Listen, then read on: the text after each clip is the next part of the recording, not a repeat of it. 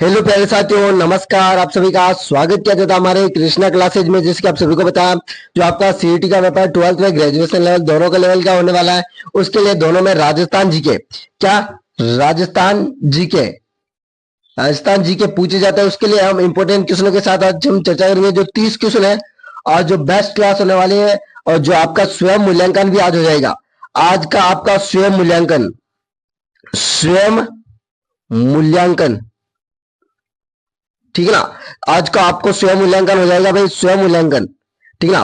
बने रहे हमारे इस चैनल से। और आप सभी को बता दूं, रीट वाले विद्यार्थी के लिए रीट वालों के लिए डेली क्लासेज लगाई जाती है इसी चैनल पर। और आप सभी को बताएं, जो रीट में जो भी सिलेबस आता है उसके बारे में सभी को जानकारी तो है ना, सभी को जानकारी दे चुकी है इस चैनल से। और आपको पता है हमारे इस चैनल पे सभी प्रकार की जो पीडीएफ है वो प्रोवाइड करवाई जाती है। और अभी आपको पीडीएफ चाहिए इसकी और इसकी सभी के क्वेश्चनों की सोल्स, तो हमें बता देना। उसके लास्ट में नंबर दे दूंगा, उस नंबर में मैसेज कर देना, आपको पीडीएफ प्रोवाइड करवा दी। पर पीडीएफ पाने के लिए आप अनावश्यक मैसेज ना करें, ठीक है ना। पहला क्वेश्चन आपसे पूछा गया है। अब आप क्वेश्चनों की ओर चलते हैं। सर्वप्रथम मराठों ने मेवाड़ में प्रवेश कब किया? जो सर्वप्रथम मराठा थे ना, मराठों ने मेवाड़ राज्य का में प्रवेश कब किया था मराठों ने? ऑप्शन नंबर आपसे पूछा गया ए है 1720, ऑप्शन नंबर बी पूछा गया है 1716, ऑप्शन नंबर सी पूछा गया है 1713, ऑप्शन नंबर डी पूछा गया है 1711। सभी को राइट आंसर देना है, सभी बताएं। आपका राइट आंसर बी होगा 1711। डी आंसर बिल्कुल राइट आंसर है। जिस किसी ने डी आंसर दिया ना 1711, उसका बिल्कुल राइट है। और आप सभी को बता दूं, आपका अजमेर का जो प्राचीन नाम है ना, अजमेरू का, ये क्या है? अजमेरू। अजमेर का प्राचीन नाम अजमेरू और जालोर का जबलीपुर।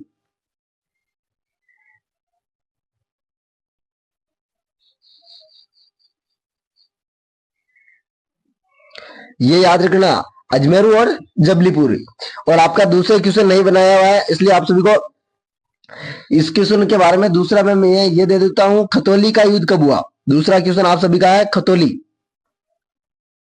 का युद्ध कब हुआ?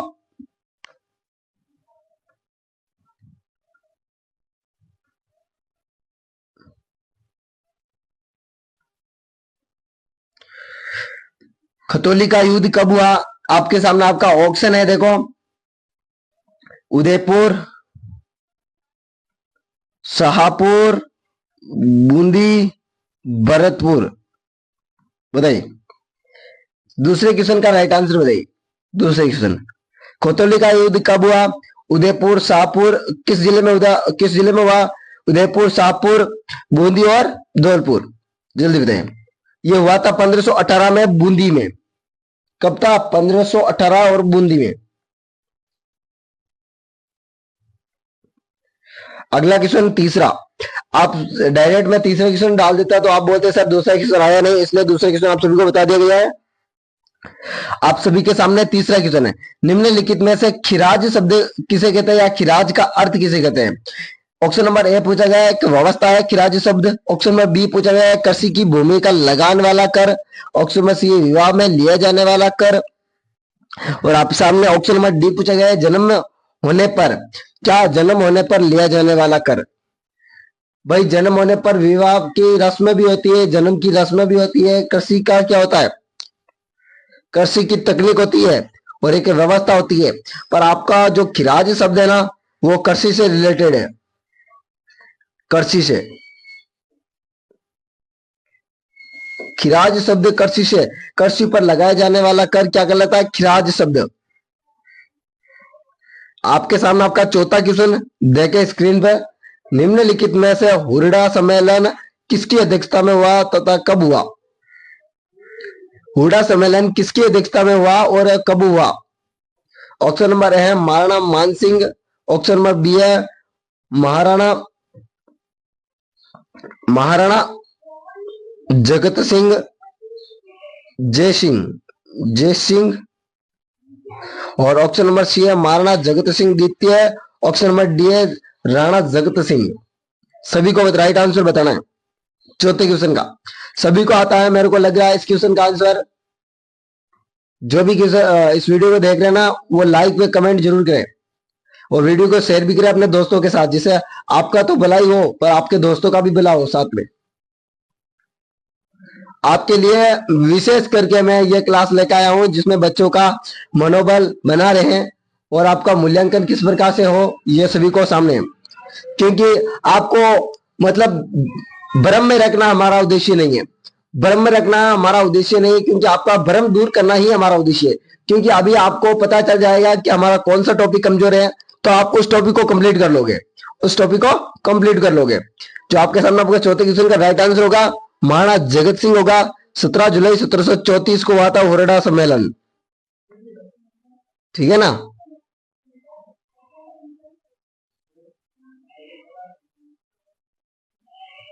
सत्रह जुलाई 1734 को।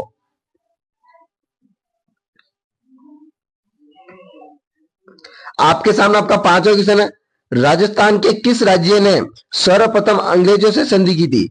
राजस्थान की किस राज्य या किस जिले ने सर्वप्रथम अंग्रेजों से संधि की थी? ऑप्शन नंबर है भरतपुर ने, ऑप्शन नंबर बी है धौलपुर ने, ऑप्शन नंबर सी है उदयपुर ने, ऑप्शन नंबर डी है जयपुर ने। इस सभी का आंसर आप सभी को आता है, इसका आंसर सभी को आना चाहिए। भरतपुर, धौलपुर, उदयपुर, जयपुर, किसका आंसर सभी को आना चाहिए? सभी को आंसर देना है सभी का। इनमें से कौन सा राइट आंसर है सभी को कमेंट करना है। कौन सा है जल्दी बताएं। ए, बी, सी और डी, कौन से पे ताला लगाया जाए जल्दी बता देना है, कमेंट बॉक्स में बताइए जल्दी। ये छठा क्वेश्चन आप सभी के सामने। 1857 की क्रांति में नीमच का विद्रोह कब हुआ? जो 1857 की क्रांति थी उसमें नीमच का विद्रोह कब हुआ भाई?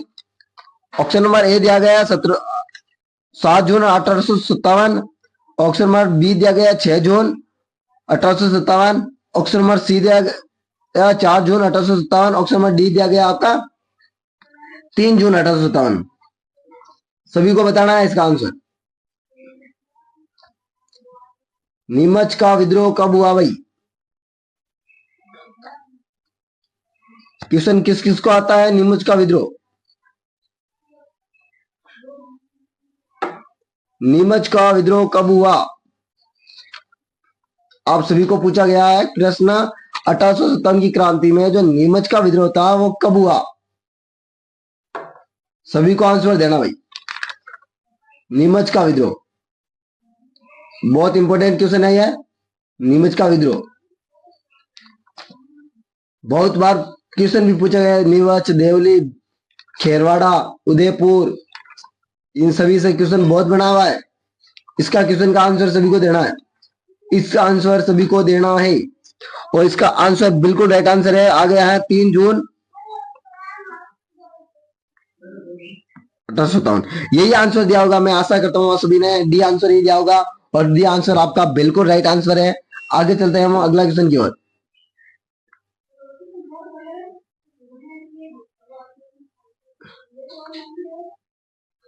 सातवां क्वेश्चन है, देवली छावनी रेजिमेंट कहाँ था? देवली छावनी थी नहीं, उसकी रेजिमेंट कहां पर थी? ऑप्शन नंबर ए पूछा गया था कोटा, ऑप्शन नंबर बी है आपका जयपुर, ऑप्शन नंबर सी है आपका जोधपुर, ऑप्शन नंबर डी है इनमें से कोई भी नहीं। जल्दी से कमेंट बॉक्स में आंसर दे भाई। देवली रेजिमेंट का, देवली छावनी के रेजिमेंट कहां पर थी?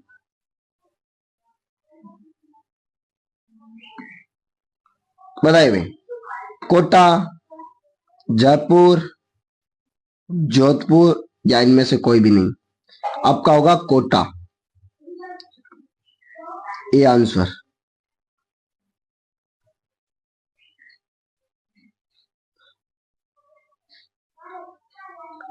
अगला क्वेश्चन आपका 8वां, दमन का शाब्दिक अर्थ है। दमन शब्द, दमन का अर्थ बगावत करना, युद्ध करना, बलपूर्वक शांत करना। ऑप्शन नंबर डी है आपको सैनिकों को डराना। भाई बगावत का पहला ऑप्शन पूछा गया है, बगावत करना, बगावत यानी धोखा देना। दूसरा नंबर पूछा गया आपका युद्ध करना। ऑप्शन नंबर सी पूछा गया है बलपूर्वक शांत करना। तलवार की नोक पर शांत करना। ऑप्शन नंबर डी है सैनिकों को डराना। जल्दी बताइए आपका राइट आंसर। सभी को राइट आंसर बताना 8वीं क्वेश्चन का।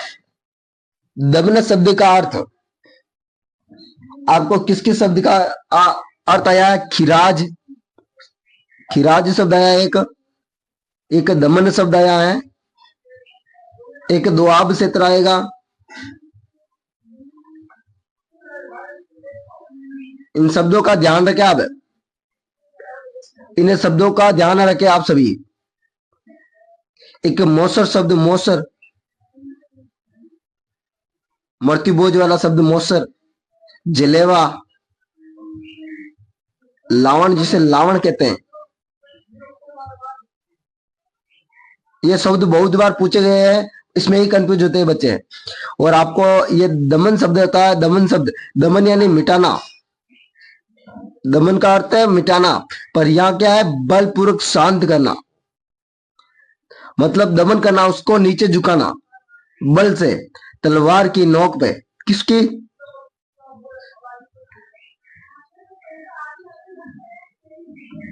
ठीक है ना। आपके सामने आपका नवा क्वेश्चन। राजस्थान में पर्यटनों का विकास के लिए, राजस्थान के पर्यटनों के विकास के लिए कौन सी संस्था की स्थापना की गई थी? क्योंकि पर्यटन किसे कहते हैं पहले तो ये बताइए। पर्यटन, पर्यटन किसे कहते हैं भाई? बाहर से आए हुए लोग जो दार्शनिक स्थलों को देखते हैं उसे पर्यटन कहते हैं।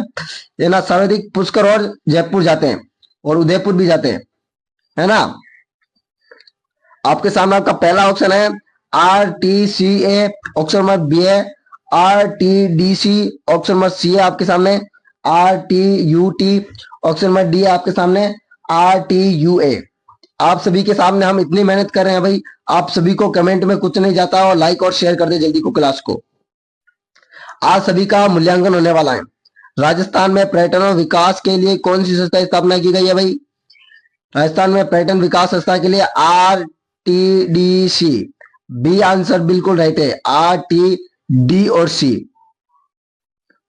ठीक है ना। बी आंसर बिल्कुल राइट है। अगला क्वेश्चन आपसे 10वां क्वेश्चन पूछा गया है, राजस्थान में पहली रेल कब चलाई गई?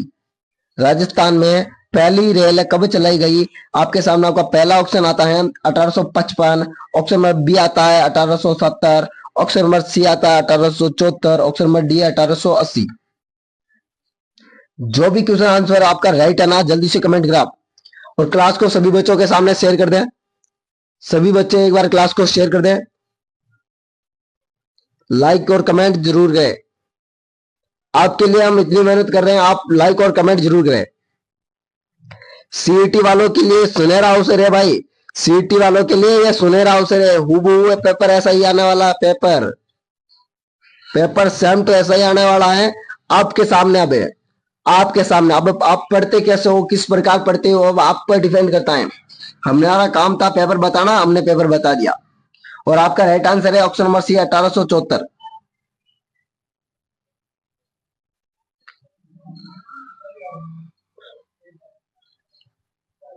आपके सामने आपका 11वां क्वेश्चन है, मेट्रो ट्रेन की शुरुआत किस जिले में हुई? किसकी? मेट्रो ट्रेन, मेट्रो ट्रेन की शुरुआत किस जिले से हुई भाई? ऑप्शन नंबर है उदयपुर, ऑप्शन नंबर बी है जयपुर, ऑप्शन नंबर सी है भीलवाड़ा, ऑप्शन नंबर डी आपका अनूपगढ़।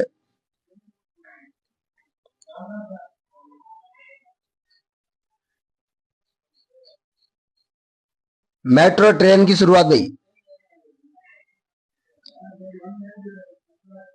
उदयपुर, जयपुर, भीलवाड़ा और अनूपगढ़। मेट्रो ट्रेन की स्थापना आपके जयपुर में हुई थी भाई। सभी ने आंसर दिया होगा बी, मैं आशा करता हूं सभी का राइट आंसर है बी।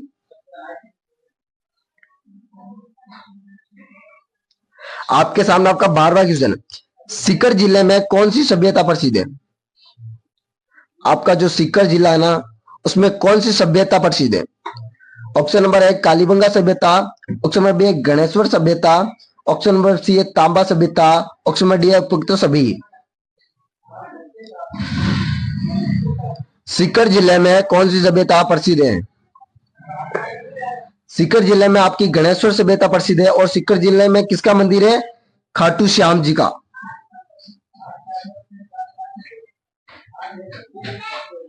सीकर जिले में खाटू श्याम जी का मंदिर है, ठीक ना। चूरू जिले में किसका इनके सामने ही? चूरू जिला, सालासर बालाजी। याद रखे भाई, सालासर बालाजी। ये प्रसिद्ध अभी अभी क्या है, इन मंदिरों की जो ज्यादा चर्चा हो रही है, इसलिए इस मंदिरों का प्रश्न बनना स्वाभाविक है। ये तेजाजी मेला, एक रामदेव जी मेला, एक देवनारायण जी मेला और एक आपका खाटू श्याम मेला, इन सभी का क्वेश्चन आप याद रखें जल्दी। इनका अभी तक नहीं आपको क्वेश्चन आ रहा है तो इन बारे में पढ़ लें सभी के बारे में, क्योंकि इन लोक देवता के बारे में एक क्वेश्चन आपको पक्का मिलेगा और एक आपको राष्ट्रीय के बारे में मिलेगा। और आपको बता, देवमाली गांव एक राष्ट्रीय विरासत क्षेत्र में शामिल कर लिया गया है। ब्यावर में देवमाली गांव आता है जो देवडोंगरी पे स्थित है, उनको विश्व विरासत क्षेत्र में भी शामिल कर लिया गया। और इनमें आपका राइट आंसर बता दिया ना, बी आंसर है गणेश्वर सभ्यता।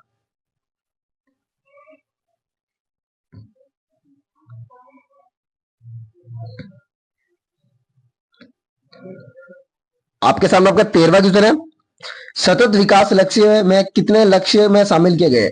जो सतत यानी चलना, सतत का अर्थ है चलना या निरंतर, उसमें है ना किस किस का लक्ष्य को शामिल किया गया है और कितने लक्ष्य शामिल किया गया? सॉरी, लक्ष्य कितने हैं बताए भाई। पहला है 15 लक्ष्य, दूसरा है 16 लक्ष्य, तीसरा है 17 लक्ष्य और चौथा है 19 लक्ष्य। जो आपका लक्ष्य है ना 16 लक्ष्य।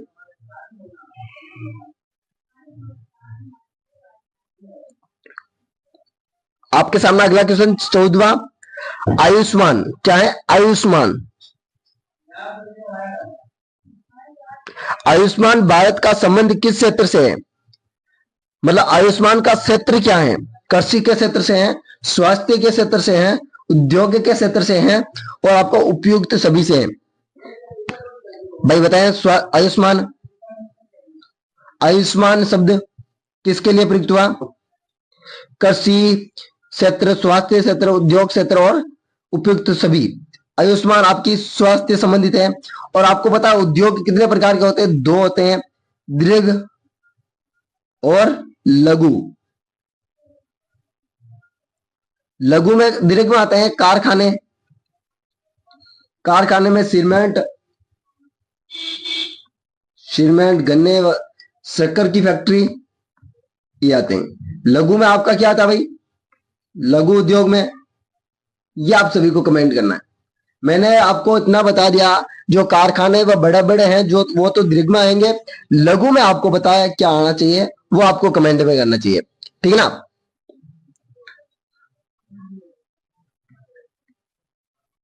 आपके सामने आपका 15वां क्वेश्चन है,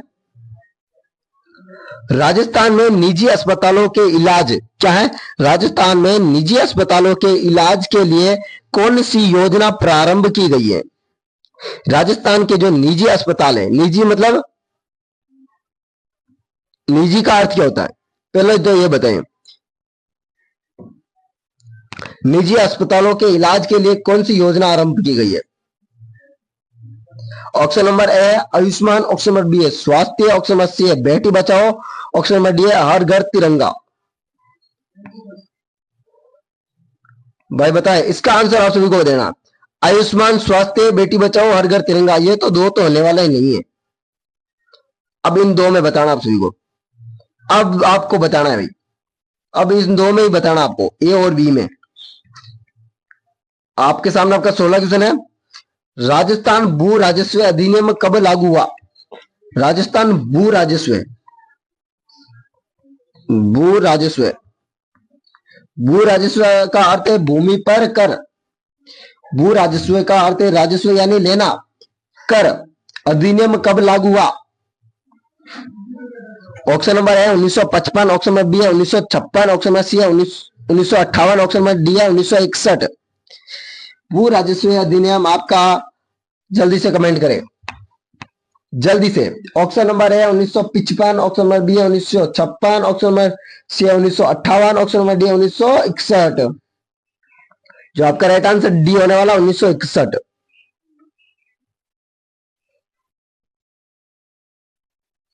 अगला क्वेश्चन आपके सामने 17वां। क्लास को जल्दी सभी बच्चे शेयर कर रहे हैं और लाइक और कमेंट जरूर करते रहें।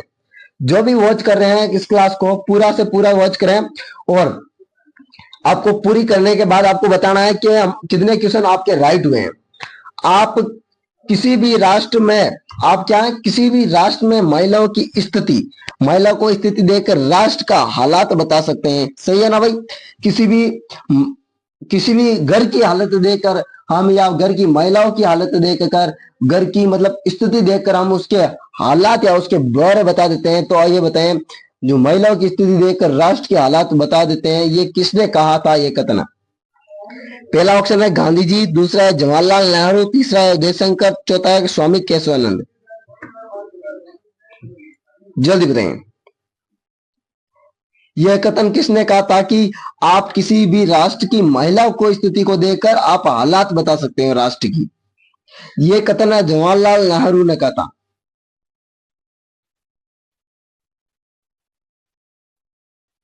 क्योंकि आजादी के बाद महिलाओं की स्थिति बहुत खराब थी, है ना, इसलिए इस कथन का क्या कह रहे हैं शुभारंभ हुआ है। आपके सामने आपका 18वां क्वेश्चन है।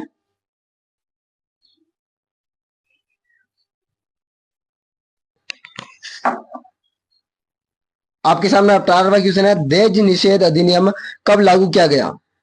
पहला ऑप्शन है 1952, ऑप्शन नंबर बी है 1955, ऑप्शन नंबर सी है 1961, ऑप्शन नंबर डी है 1964। दहेज निषेध अधिनियम कब लागू किया गया भाई? दहेज निषेध अधिनियम 1964 को लागू किया गया।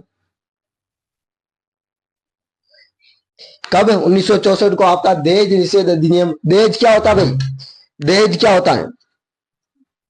दहेज जो महिला या पुरुष विवाह होता है उस समय जो पुरुष होते हैं, पुरुष वाले लोग महिलाओं से कुछ पाने के लिए, जैसे कि बक्सा वगैरह, आपको पिताजी से कहते हैं कि हमें यह चाहिए, विवाह करने के बदले हमें यह चाहिए, आपकी बेटी ऐसे होगी वैसी होगी, इसका नियम रखते हैं या शर्त रखते हैं। ठीक है ना भाई। आवाज में थोड़ी कंफ्यूज आ सकती है क्योंकि जो माइक है वो थोड़ा खराब हो चुका है। अगला आपको माइक नया लाएंगे, उसके बाद में आपको अच्छी से आवाज आएगी। ठीक ना, तब तक आप एडजस्ट करें। 19वां क्वेश्चन आप सभी का, सन 2011 की जनगणना के अनुसार, ये जनगणना से बहुत क्वेश्चन पूछे गए भाई, जनगणना से बहुत क्वेश्चन पूछे गए। सन 2011 की जनगणना के अनुसार महिला साक्षरता दर कितनी थी? 2011 की जनगणना के अनुसार महिला साक्षरता दर कितनी थी? ऑप्शन नंबर है 52.12, ऑप्शन नंबर डी है 55.14, ऑप्शन नंबर सी है 61.23, ऑप्शन नंबर डी है 64.45। सभी को बताना है। 2011 की जनगणना के अनुसार महिला साक्षरता दर आपका 52.12 हुआ था। और आप सभी को बताना, राजस्थान की जनसंख्या 2001 में कितनी थी, 2011 में कितनी थी? 2001 में थी 5.65.07.188। ठीक है ना। और आपकी 2011 में ना, 11 में देखो 6.85.48.437। कितनी बढ़ गई हो गई? देखो कितनी बढ़ गई है आपकी जनसंख्या। घनत्व, और घनत्व कितना है? 2001 में 165 था, 2001 में 165 था और 2011 में 200 हो गया, 200 हो गया, 200 देख लो एक से। और आपको बताएं, वो 0 से 6 वर्ष की आयु वाले लिंगोनुपात 909 थे, 909 थे 2001 में। और 2011 में आपके 2011 में 888 थे। इसमें कमी हुई है, इसमें कमी हुई है आपकी, इसमें कमी हुई है। ठीक है ना। आगे चलते हैं। ये जनगणना के क्वेश्चन मैं सबसे कहता हूं सबसे ज्यादा आते हैं और ये टॉप क्वेश्चन नहीं है। ये टॉप नहीं क्वेश्चन होते हुए भी आप क्वेश्चन छोड़ते हैं। जो मैं हर एग्जाम देखता हूं उसमें से कभी कभी 10 क्वेश्चन बन जाते हैं भाई, 10। जनगणना सबसे बड़ा ऐसे ऐसे कौन सा जिला, लिंगोनुपात, सर्वाधिक महिला साक्षरता, महिला की स्थिति वगैरह वगैरह, इससे नए क्वेश्चन बनते हैं भाई, क्या बताऊं। वर्ष 2011 की जनगणना के अनुसार भारत कौन से स्थान पर था? वर्ष 2011 की जनगणना के अनुसार भारत कौन सी स्थान पर था? ये देखो, ये क्वेश्चन भी पूछा गया आपका सेकंड ग्रेड टीचर में। ये क्वेश्चन आने की कहां पर संभावना थी, और ये फर्स्ट ही क्वेश्चन ऐसा पूछ लिया कि बच्चे की हवा निकल गई। आपके सामने आपका 20वां क्वेश्चन देखें। भूदान आंदोलन का जनक कौन है? भूदान आंदोलन तथा भूदान आंदोलन किसे कहते हैं? ऑप्शन नंबर है Jawaharlal Nehru, option number B है Vinoba Bhave, option number C है Rajendra Prasad, option number D है मुंशी सामर्थ्य दास। इस क्लास को जो बच्चे शेयर कर रहे हैं या देख रहे हैं या वॉच कर रहे हैं, वो सभी को बताऊं, आपका जो ये आज की क्लास होने वाली है, मोस्ट होने वाली है, आपके मूल्यांकन के लिए बेस्ट क्लास है ये, आपके मूल्यांकन के लिए। इसको देखने के बाद आपको किसी भी क्लास देखने की जरूरत नहीं होगी मूल्यांकन के लिए। और आप इसमें से 30 क्वेश्चन या 25 क्वेश्चन राइट करते हो तो आपका सिलेक्शन 100% आप माने। आपका जो भूदान आंदोलन होता है ना, भूदान आंदोलन कहते हैं भूमि का दान करना, भूमि का दान, जिसे विनोदा भावे बी आंसर। अगला क्वेश्चन आपका 21वां क्वेश्चन। दोआब का क्षेत्र, मैंने कहा था ना खिराज, दोआब, मौसर, इन 4-5 शब्द का ध्यान रखें आप। दोआब का क्षेत्र किसे कहते हैं? ऑप्शन नंबर है ए है आपका दो राज्य के बीच की सीमा, दो राज्य दो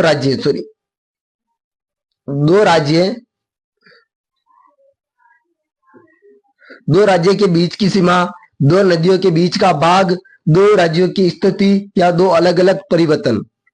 भाई कुछ भी हो सकता है, दो ही है ना सब में, दो, पर आपका दो है ना, दो नदियों के बीच का भाग क्या कहलाता? दो आब क्षेत्र। दो और आब, दो जाके मिलती है, अब मिलती है, इसका अर्थ है। आपके सामने आपका 22वां क्वेश्चन है। गर्मियों में राजस्थान का मरुस्थल सॉरी भाई, गर्मियों में राजस्थान का मरुस्थल तापमान लगभग कितने डिग्री तक पहुंच जाता है? जो गर्मी होती है, गर्मियों के समय राजस्थान के तापमान का जो है ना कितने डिग्री तक पहुंच जाता है राजस्थान का तापमान, सभी को बताना है। ऑप्शन नंबर ए पूछा गया 30%, ऑप्शन नंबर बी है 35%, ऑप्शन नंबर सी है आपका 50%, ऑप्शन नंबर डी है आपका 55%। आपका 50% पहुंच जाता है भाई, औसतम बता रहा हूं मैं, पूर्ण भरोसा नहीं, कभी कभी 55 भी पहुंच जाता है, पर 55 रहता नहीं है, सारे दिन नहीं रहता है, बस 1-2 घंटे हो सकता है, पर आवश्यक है ज्यादा 50% यह पूर्ण रहने की संभावना है। ध्यान रख ले आप कह रहे सर आज तो 52 डिग्री पहुंच गया, अरे पहुंचने तो 70 डिग्री पहुंच जाएगा, फिर आप भी नहीं रहोगे, पहुंचने 70 पहुंच जाएगा, फिर आप नहीं रहोगे। आपके सामने आपका 23वां क्वेश्चन है। निम्न में से बैसाखी काल किस महीने को कहते हैं? इसका नाम तो आप सभी को आता ही होगा, बैसाखी काल। पहला ऑप्शन है बैसाखी काल, ऑप्शन नंबर बी है कार्तिक मास, ऑप्शन नंबर बी है माघ माह, ऑप्शन नंबर डी है चैत्र माह। इसका तो आंसर ही आपके सभी ने मैंने ही बता दिया, बैसाख, बैसाखी, बैसाख।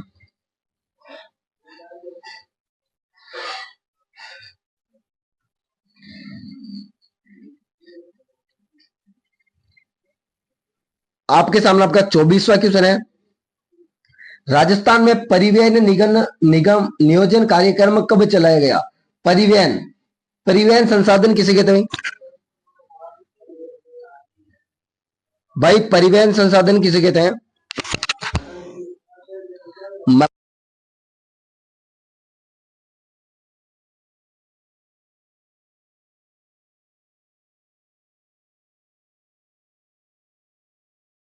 परिवहन निगम कार्यक्रम कब चलाया गया? पहला ऑप्शन है 1952, ऑप्शन नंबर बी है 1967, ऑप्शन नंबर डी सी है आपके 1968, और ऑप्शन नंबर डी पूछा गया है 1970। राजस्थान में परिवहन निगम कार्यक्रम कब चलाया गया? आपका 1952। यह आंसर होगा बिल्कुल राइट आंसर आप सभी का। आप सभी का 25वां क्वेश्चन, क्योंकि मैंने सोचा क्योंकि क्वेश्चन भी बहुत कम रहे और बच्चों का टाइम बर्बाद ना करते हुए हम माइक का सहारा ना लेते हुए भी आपकी क्लास किसी तरीके से पूर्ण करेंगे। आपकी क्लास को वॉच भी करनी, आपको पूरी वॉच करनी है, क्योंकि आपको क्लास को हम नहीं छोड़ रहे हो तो आप किस लिए छोड़ रहे हो? आपकी क्लास के लिए हम इतनी मेहनत कर रहे हैं तो आप क्यों नहीं कर रहे हो भाई? आप अपने साथ क्यों नाइंसाफी कर रहे हो? आपको सिलेक्शन होना है, आपका नाम, माता पिता का नाम रोशन होगा, पर हम क्या सोच रहे हैं, हमारी वजह से किसी का भला हो तो हमें बहुत खुशी मिलेगी कि हमारी वजह से किसी का भला हो रहा है। आपका 25वां क्वेश्चन है, मत्स्य संघ क्या गठन कब की गया? गठन कब किया गया? ऑप्शन नंबर ए है 1948, ऑप्शन नंबर बी है 1950, ऑप्शन नंबर सी है क्या 1963, ऑप्शन नंबर डी है 1970। मत्स्य संघ का गठन सभी को बताना है। मत्स्य संघ का गठन 1948 को। अगले चलता है, अगला क्वेश्चन आपके सामने। राजस्थान अस्तित्व में कब आया? यह क्वेश्चन सबसे ज्यादा बार मैंने ही पूछा, ये सभी वीडियो में देख लेना, या हर तीसरे वीडियो में ये क्वेश्चन आपसे पूछा गया, हर तीसरे वीडियो में। राजस्थान अस्तित्व में क्यों आया या कब आया? आपको बता दूं, मैं राजस्थान जीके पढ़े रहे, पर आपको काफी बच्चों को ये पता नहीं राजस्थान अस्तित्व में कब आया, वर्तमान अस्तित्व में कब आया, यह पता नहीं आपको। ऑप्शन नंबर है 1955, ऑप्शन नंबर बी है 1956, ऑप्शन नंबर सी है 1958, ऑप्शन नंबर डी है 1960। और इसी क्वेश्चन से एक और क्वेश्चन बनता है राजनीति का, प्रशासनिक सेवा से। 1 नवंबर 1956, 1 नवंबर 1956 को आया था। इसी समय राष्ट्रपति सांसद, इसी समय राष्ट्रपति का भी कार्यकाल स्टार्ट हुआ था, ठीक है ना, राष्ट्रपति का। आपके सामने आपका 27वां क्वेश्चन। अब आभूषणों से रिलेटेड है आपका क्वेश्चन। सभी आभूषण महिला पहनती हैं या पुरुष पहनते हैं, उस सभी के बारे में चर्चा करेंगे हम। आपका पहला है 27वें क्वेश्चन में, निम्नलिखित में से कंदोरा नामक आभूषण, कंदोरा नामक आभूषण कहाँ पर पहनता है या पहना जाता है? ऑप्शन नंबर है गले में, ऑप्शन नंबर बी है सिर पर, ऑप्शन नंबर सी है कमर में, ऑप्शन नंबर डी है पैर में। जो महिला होती है, महिला, वो कंदोरा नामक आभूषण आपके कमर में पहनती है भाई, कमर में। भाई ज़्यादा सही आपका चित्र नहीं बन रहा है, आप ऐसे नहीं ला सर, आप ऐसे चित्र बना रहे हो। आपको चित्र से नहीं, आपको समझना है जो महिला नामक आभूषण है कमर पर पहनती है। जिसे एक सॉन्ग आया, लगा दो बालों में सटका, है ना।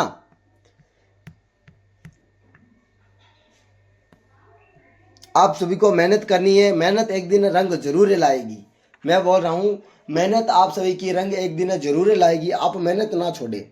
जिसने मेहनत छोड़ी है वो कुछ नहीं कर पाया है।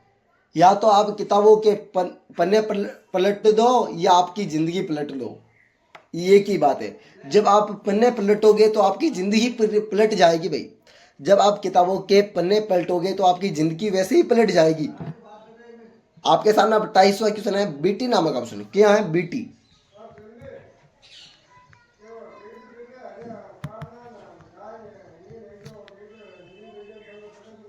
बीटी नामक आभूषण महिला द्वारा पहना जाता है गले में, अंगुलियों में, कमर में और पैर में। बताइए, बीटी नामक आभूषण, बीटी नामक आभूषण पहना जाता है हाथ की अंगुलियों में।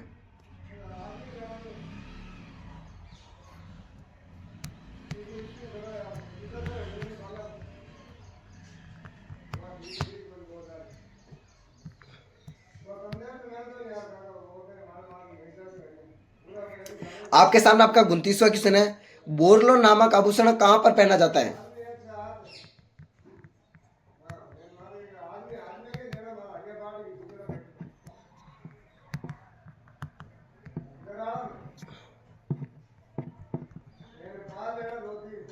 बोरलो नामक आभूषण कहां पर पहना जाता है? ऑप्शन नंबर ए गले में, ऑप्शन नंबर बी है अंगुलियों में, ऑप्शन नंबर सी है कमर में, ऑप्शन नंबर डी है सिर में। बोरलो नामक आभूषण आपके सिर पर पहना जाता है।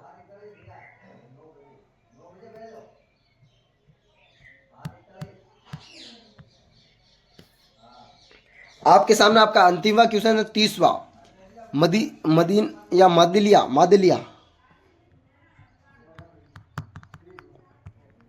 मादिलिया नामक आभूषण पुरुष द्वारा किस अंग पर पहना जाता है? अंग मतलब जो मनुष्य के अंग होते हैं, सिर, हाथ, पैर, कान वगैरह, ये अंग कहलाते हैं। किस अंग पर पहना जाता है? ऑप्शन नंबर ए है गले में, ऑप्शन नंबर बी है अंगुलियों में, ऑप्शन नंबर सी है कमर में, ऑप्शन नंबर डी है सिर पर। जो पुरुष होते हैं वो ऐसा होता है, एक ऐसा इस पर एक बिंदी लगी होती है जिसे कहते हैं अपना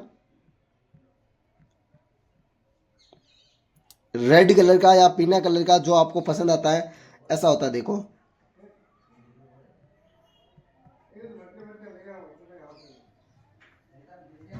जो पुरुष पहनते हैं इसे, इसे मादलिया कहते हैं। यह गुजर जाति ज्यादा पहनती है,